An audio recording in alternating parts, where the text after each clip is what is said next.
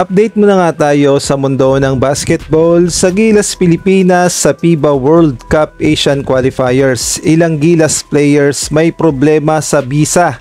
Samantalang si Justin Brownlee puspusan na ang ginagawang paghahanda para sa laban ng Gilas kontra Guam. Ngunit bago tayo magpatuloy, pakipindot naman ang like, subscribe at ang notification bell para updated ka sa susunod kong i-upload. Talaga nga namang puspusan na ang ginagawang paghahanda ni Justin Brownlee sa paparating na FIBA World Cup Asian Qualifiers na mangyayari sa November 28 kontra nga ito sa Guam at gaganapin ng laban sa mismong baluarte ng Guam. Kaya naman naghahanda na itong si Noypi dahil kung ating ang babalikan ay kagagaling niya lamang sa kanyang pneumonia.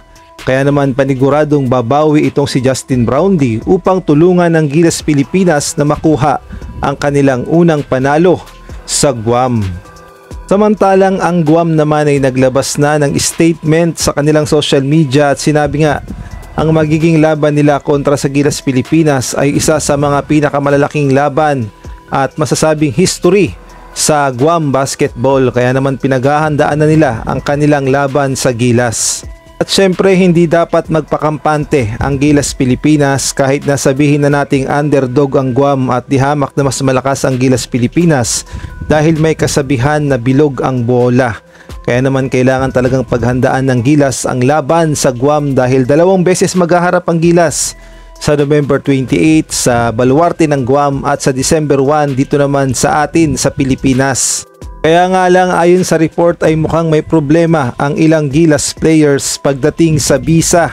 Partikular na dito kay Carl Tamayo dahil ayon na mismo kay Coach Tim Cone at sa mga report ay may problema si Carl Tamayo sa kanyang visa papuntang Guam. Kaya naman tagilid pa kung makakasama o hindi itong si Carl Tamayo sa Gilas. Ang sabi nga dito sa report ng Spin.ph, si Carl Tamayo at ang ilang Gilas player ay hindi pa pala nakakasecure ng visa bago magsimula o almost 2 weeks bago magsimula ang laban nila kontra nga sa Guam. Kaya naman medyo problema talaga yan para sa mga Gilas player. Ang sabi nga ni Coach Tim Cone, Carl Tamayo is one of those as of now. He cannot go to Guam. Yun nga ang problema doon na si Carl Tamayo ay may problema sa visa kaya naman mukhang hindi pa siya makakasama sa Guam. Ngunit inaayos naman daw ng SBP ang pwede nilang gawin upang maihabol ang visa ni Carl Tamayo. Kaya naman dahil nga sa visa issues at halimbawa may mga injured na player ang Gilas Pilipinas ay nakaisip ng paraan si Coach Tim Cone at idinagdag nga itong si Juan Gomez Diliano na nagpakitang gilas kontra nga sa laban nila sa Barangay Ginebra. Kaya naman dagdag puwersa itong si Juan Gomez Diliano sa magiging laban ng Gilas sa Guam.